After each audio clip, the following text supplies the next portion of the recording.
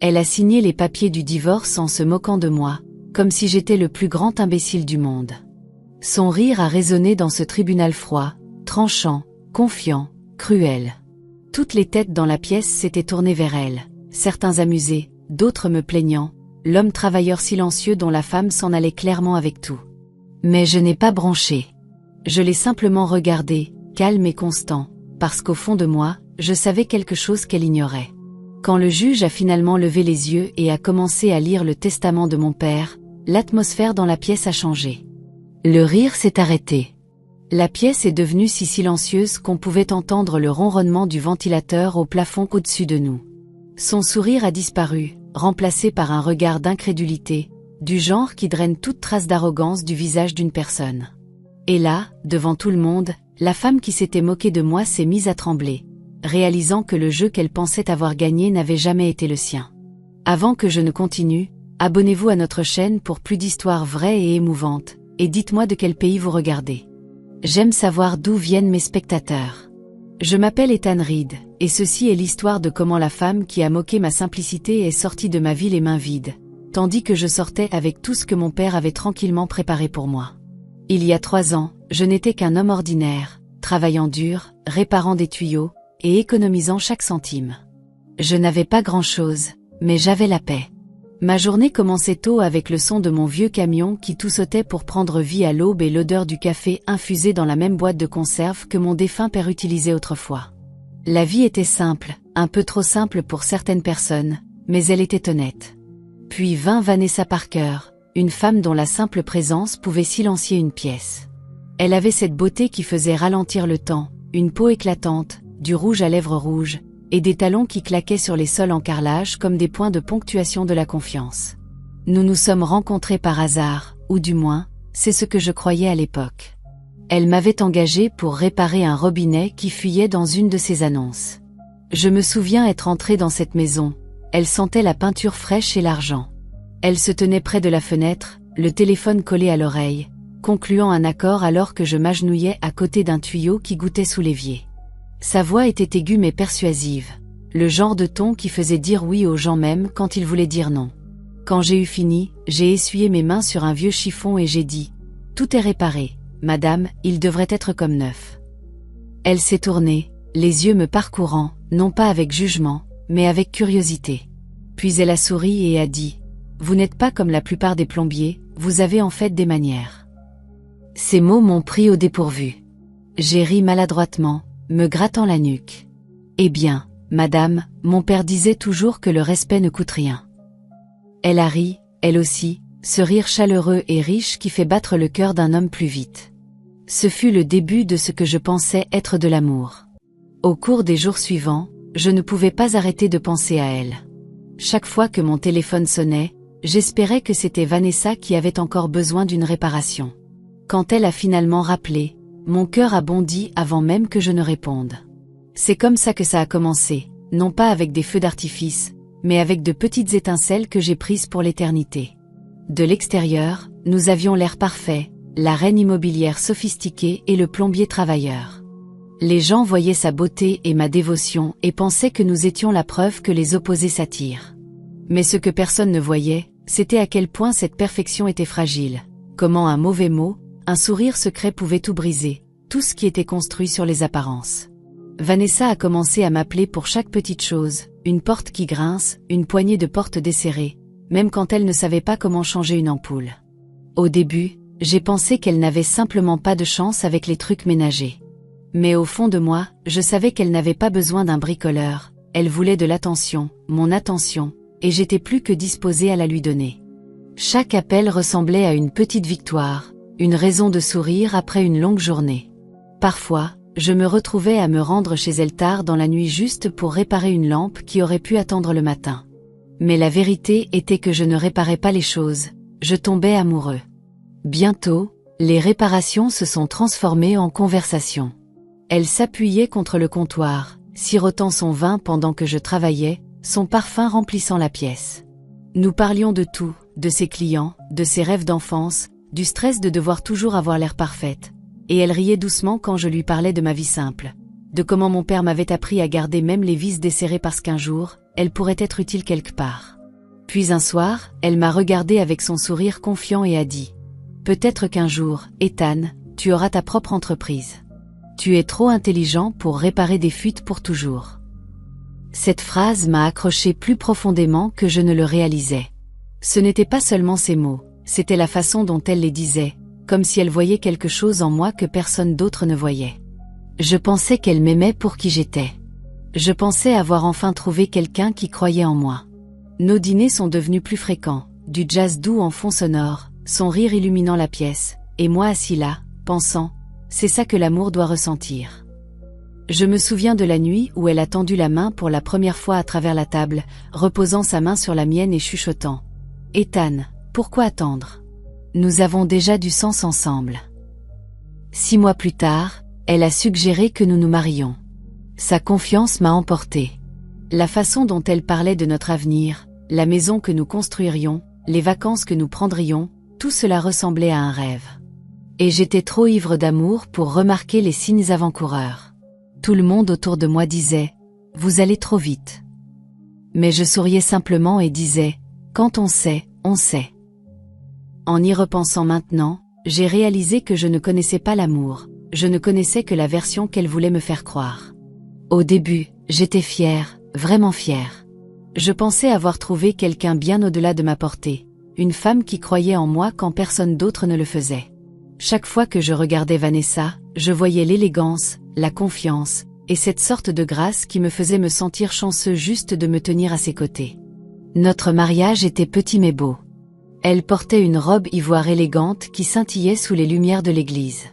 Et je me souviens avoir pensé, cette femme m'a choisi.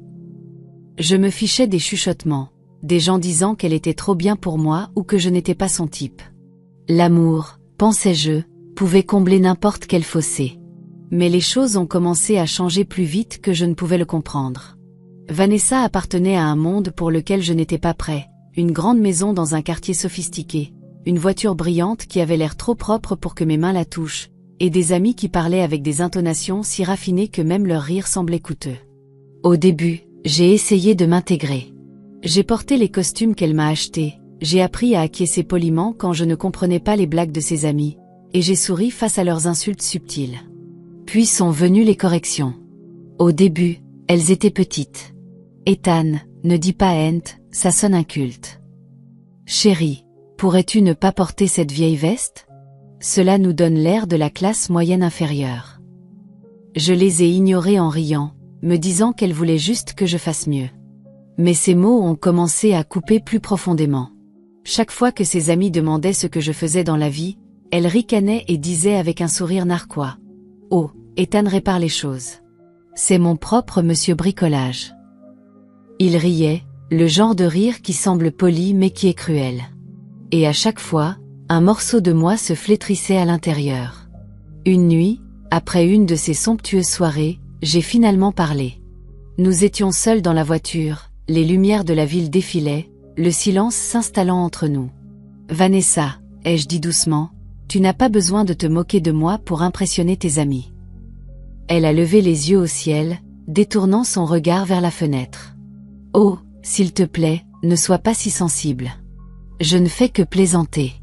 Tu devrais te endurcir. » Sa voix était calme mais tranchante, le genre de ton qui vous fait taire sans combat.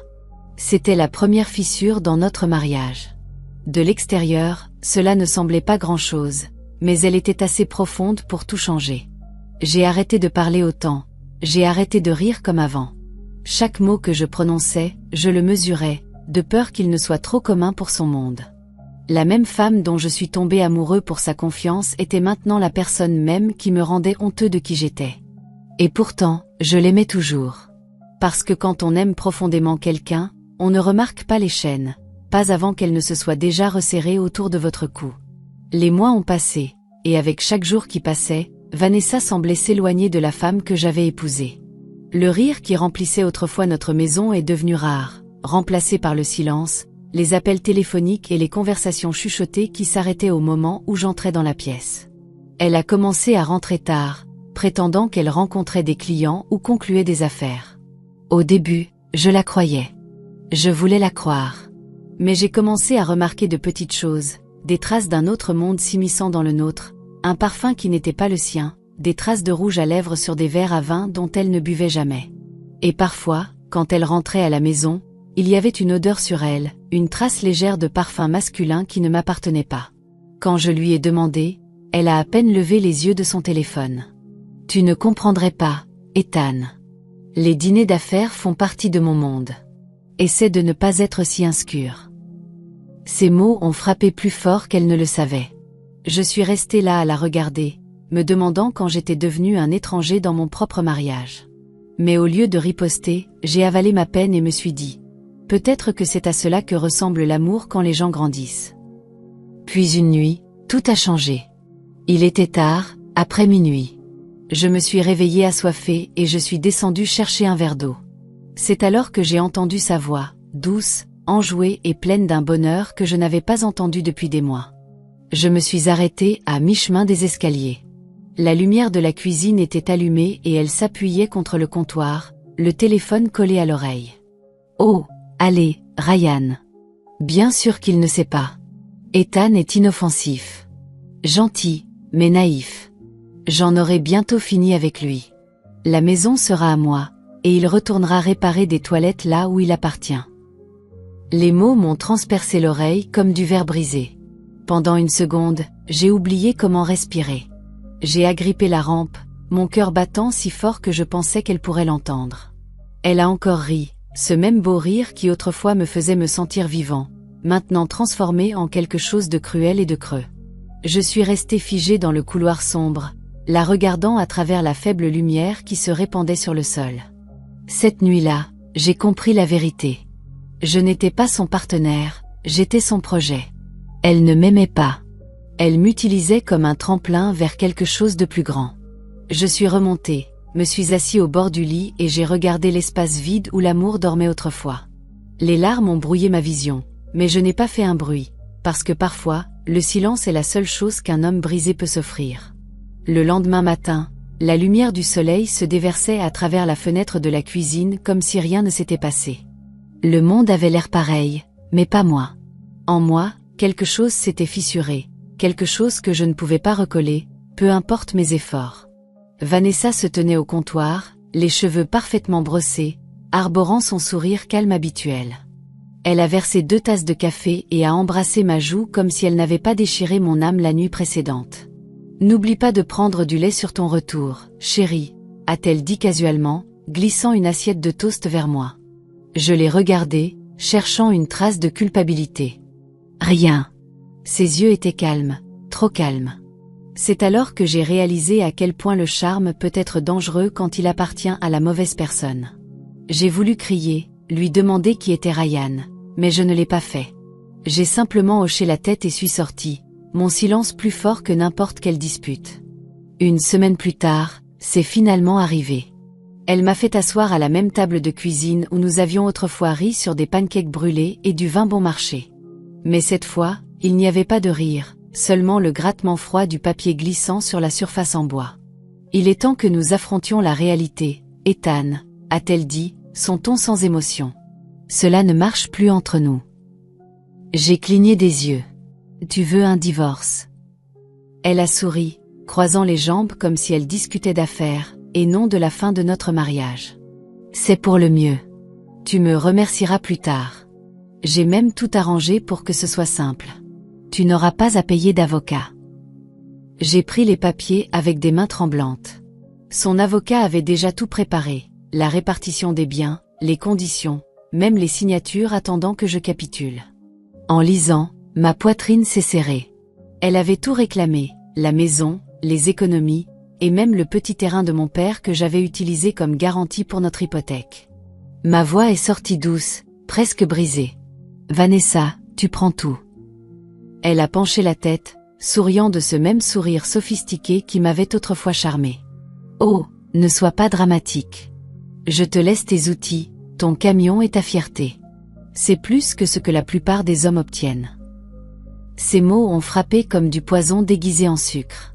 Elle a pris le stylo, l'a fait tourner entre ses doigts et a signé les papiers juste devant moi. « Tu t'en remettras, Ethan », a-t-elle ri légèrement. « Tu es un survivant, non ?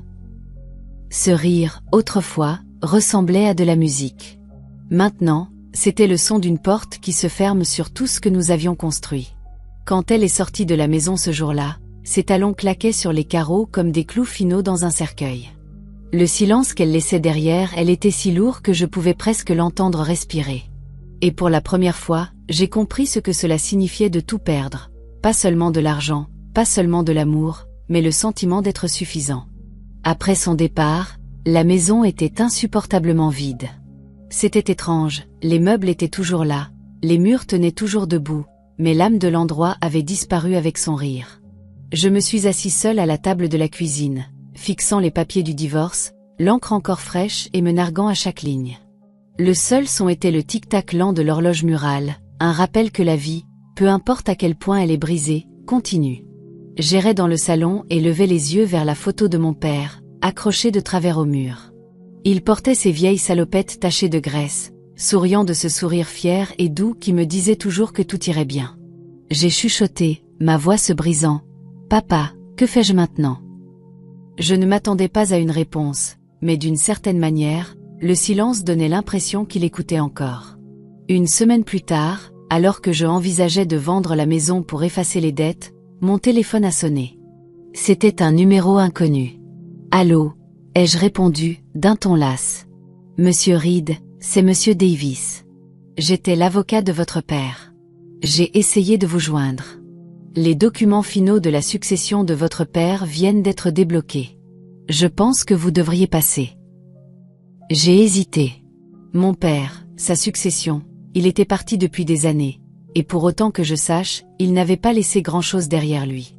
Pourtant, quelque chose dans la voix de l'homme avait du poids, une assurance tranquille que je ne pouvais ignorer.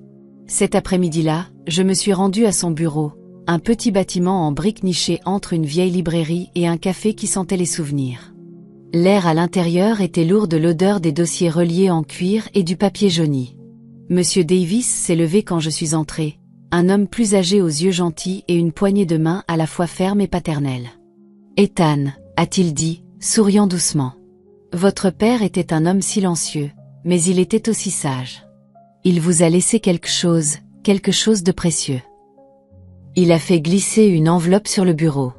À l'intérieur se trouvaient 2 documents, un titre de propriété de ce petit terrain que Vanessa avait autrefois qualifié de terre sans valeur, et une lettre scellée adressée à moi. Mes mains tremblaient en l'ouvrant. C'était écrit dans l'écriture soigneuse et nette de mon père. « Mon fils, si tu lis ceci, je ne suis plus là pour te guider, mais je te fais confiance pour rester debout. Le terrain que je t'ai laissé n'est pas sans valeur. Il y a plus en dessous que ce que l'on voit. Une société minière a négocié les droits pour le lithium qui s'y trouve. Ne le vends pas à bas prix. Et souviens-toi, la plus grande valeur n'est pas dans ce que tu possèdes, mais dans la connaissance de ta propre valeur. Amour, papa. » J'ai levé les yeux vers Monsieur Davis, sans voix. Il a souri et a dit « La société vient de finaliser l'évaluation la semaine dernière. Ce terrain vaut maintenant plus de 12 millions de dollars. » Ma mâchoire est tombée. 12 millions ? Vous devez vous tromper. Il a secoué la tête doucement. Aucune erreur. Et il y a plus. Votre père a également créé un fonds en fidéicommis à votre nom d'une valeur de près de 3 millions de dollars. Il s'active en cas de fin de votre mariage ou de votre 35e anniversaire, selon ce qui arrive en premier. Je suis resté assis, gelé. Pendant tout ce temps, alors que Vanessa se moquait de ma simplicité et des vieilles méthodes de mon père, ce même vieil homme soi-disant fauché avait tranquillement sécurisé mon avenir. Les larmes m'ont empli les yeux alors que je regardais à nouveau la lettre. Je pouvais presque entendre la voix de mon père chuchoter. « Je te l'avais dit, mon fils. Le respect ne coûte rien, mais il peut acheter une paix que tu ne perdras jamais. » Ce jour-là, je suis sorti de ce bureau, non pas comme un homme brisé, mais comme un homme finalement rappelé à sa valeur. 2 mois plus tard, le jour est arrivé. L'audience finale pour le règlement du divorce. Vanessa est venue habillée pour gagner. Un tailleur en soie blanche épousait sa silhouette, et ses boucles d'oreilles en diamant captaient la lumière chaque fois qu'elle penchait la tête pour sourire narquoisement. Elle bougeait comme une femme montant sur un podium, pas dans une salle d'audience. Son avocat, un jeune homme aux lunettes pointues et à l'arrogance encore plus acérée, a chuchoté quelque chose qui l'a fait ricaner. Pendant ce temps, j'étais assis tranquillement à ma table, portant le même costume noir que j'avais porté aux funérailles de mon père. Non pas parce que je n'avais pas l'argent pour en acheter un autre, mais parce que ce costume me rappelait d'où je venais, l'humilité, l'endurance et la force. La salle d'audience bruissait doucement de bavardages jusqu'à ce que le juge, une femme grande aux cheveux argentés et au regard autoritaire, frappe son marteau. La cour est maintenant en session. Vanessa s'est penchée en arrière sur son siège, ses lèvres se courbant légèrement comme si la victoire était déjà dans sa poche. Elle m'a regardé de la même manière qu'on regarde quelque chose qu'on a déjà jeté. Sa confiance était presque théâtrale. « Prêt à perdre le peu qu'il te reste ?» a-t-elle chuchoté sous son souffle. Je n'ai pas répondu. Je n'en avais pas besoin. La vérité parlerait plus fort que je ne le pourrais jamais. Le juge a commencé à lire les documents. L'avocat de Vanessa s'est levé fièrement, résumant ses demandes, la pleine propriété de la maison, toutes les économies conjointes, et une compensation pour détresse émotionnelle.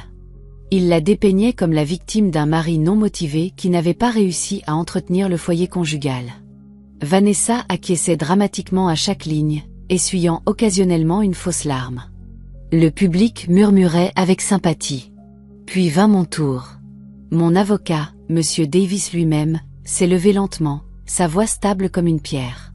Votre honneur, avant de procéder au décret final, je voudrais soumettre un nouveau document, un qui change la situation financière de l'intimé, Monsieur Ethan Reed. La salle d'audience est devenue silencieuse. Vanessa a froncé les sourcils, confuse. Son avocat s'est tourné pour chuchoter. Qu'est-ce que c'est? Monsieur Davis a placé un dossier épais sur le bureau du juge. Votre honneur, ceci inclut la preuve de l'héritage nouvellement évalué de Monsieur Reed, totalisant environ 15 millions de dollars. La tête de Vanessa s'est tournée vers moi si vite que ses boucles d'oreilles ont tinté. Sa bouche s'est légèrement ouverte, ses yeux écarquillés d'incrédulité. Le juge a ajusté ses lunettes. Est-ce vrai, Monsieur Reed? J'ai acquiescé tranquillement. Oui, votre honneur. Le juge a continué.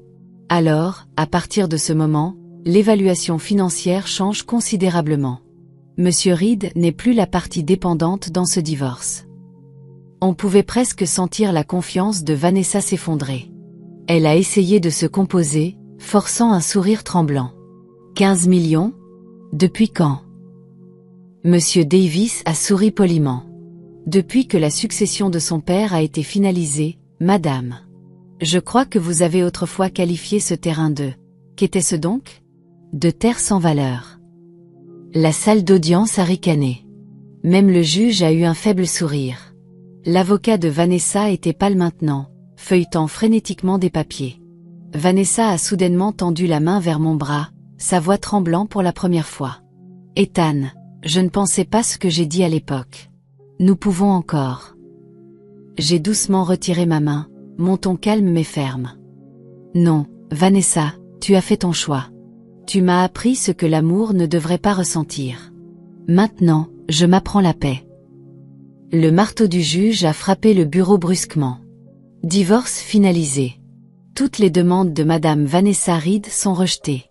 Affaire classée. Le son a résonné comme un tonnerre, définitif, purifiant et libérateur. Alors que je me levais pour partir, le rire de Vanessa des semaines précédentes a résonné dans mon esprit. Mais cette fois, cela n'a pas fait mal.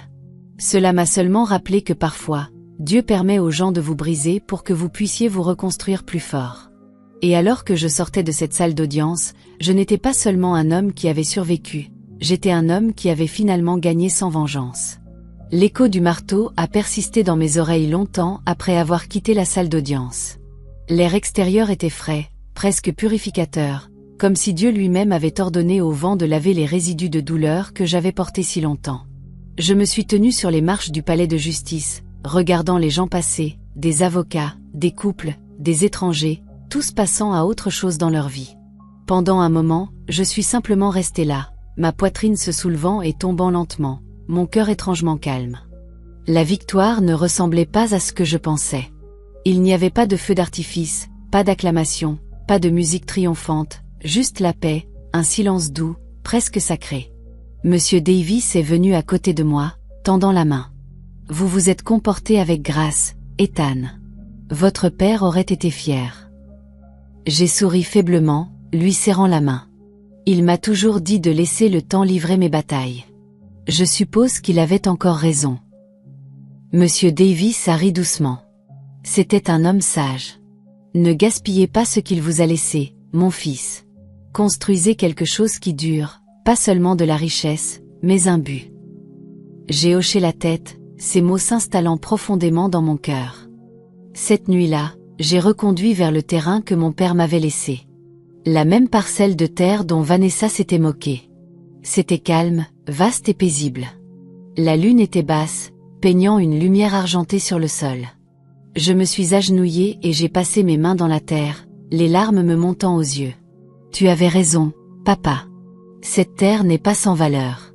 Elle est tout.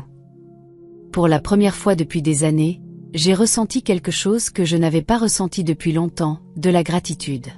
Pas pour l'argent, mais pour les leçons, la douleur qui est devenue sagesse, la perte qui est devenue une direction. Au cours des mois suivants, j'ai reconstruit ma vie pièce par pièce. J'ai transformé cette terre en quelque chose de vivant. Une fondation qui finançait des refuges, des bourses d'études et de petites entreprises pour des familles en difficulté. Chaque projet portait le nom de mon père, la fondation de l'héritage Reed. Et bien que Vanessa ait essayé de m'appeler quelquefois, pleurant parfois, suppliant parfois, je n'ai jamais répondu. Non par colère, mais par paix. Certaines portes doivent rester fermées pour que la lumière puisse enfin entrer. Chaque dimanche, je visitais la tombe de mon père, m'asseyais en silence et lui parlais des progrès. Et un jour, alors que je plaçais une rose blanche sur la pierre, j'ai finalement chuchoté. Je lui pardonne, papa. Non pas parce qu'elle le mérite, mais parce que je mérite la paix. Le vent bruissait à travers les arbres, portant une chaleur qui ressemblait à une étreinte. Pour la première fois depuis des années, mon cœur était calme. Pas vide, pas douloureux, juste tranquille. Et dans cette tranquillité, j'ai trouvé tout ce que je cherchais. Des mois ont passé. Les blessures qui semblaient autrefois vives ont commencé à guérir, remplacées par une force tranquille. Je me réveillais avant le lever du soleil, me tenais à ma fenêtre et regardais les premiers rayons de lumière s'étirer sur la terre que mon père avait laissée derrière lui. Ce qui n'était autrefois que de la terre et de l'herbe était maintenant vivant, rempli de travailleurs, de camions, d'ingénieurs et de buts. Chaque matin, le son du progrès résonnait à travers la vallée, le cliquetis du métal, le ronronnement des moteurs, les voix criant des instructions. Mais sous tout ce bruit, il y avait un silence plus profond, la paix de savoir que je m'étais enfin trouvé.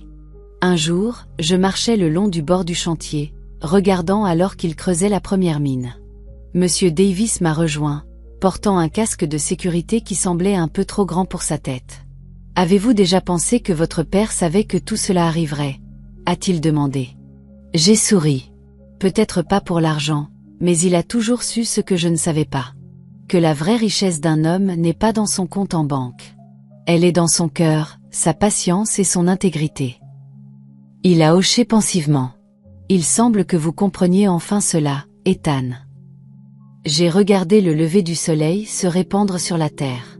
La lumière a attrapé la poussière rouge dans l'air, la transformant en or, tout comme le temps avait transformé ma douleur en but. Tu avais raison, papa. Le trésor n'était pas sous le sol. Il était en moi depuis le début. Un vent doux est passé, effleurant mon visage comme une main invisible. Chaud, familier, réconfortant. À ce moment, j'ai su qu'il était fier. Plus tard ce soir-là, je me suis assis seul sur le porche de ma petite maison surplombant la terre. Je n'avais pas besoin d'un manoir. Je n'avais pas besoin de vengeance. J'avais la paix. Alors que les étoiles apparaissaient une par une, j'ai pris une profonde respiration et j'ai souri. La vie m'avait tout pris, puis m'avait tout rendu, multiplié. Mais plus important encore, elle m'avait appris quelque chose qu'aucune somme d'argent ne pourrait jamais faire. Parfois, les gens qui se moquent de votre simplicité ne réalisent pas qu'ils se moquent des fondations même de votre force. Il a toujours su ce que je ne savais pas. Que la vraie richesse d'un homme n'est pas dans son compte en banque. Elle est dans son cœur, sa patience et son intégrité. Alors restez gentil, restez humble, parce qu'un jour, la vie prouvera votre valeur plus fort que n'importe quel mot. Et quand ce jour viendra, vous n'aurez pas besoin de parler. Votre paix parlera pour vous. Si vous avez aimé cette histoire, n'oubliez pas d'aimer, de partager et de vous abonner pour plus d'histoires émouvantes qui nous rappellent que la vraie richesse est dans le caractère, pas dans les possessions.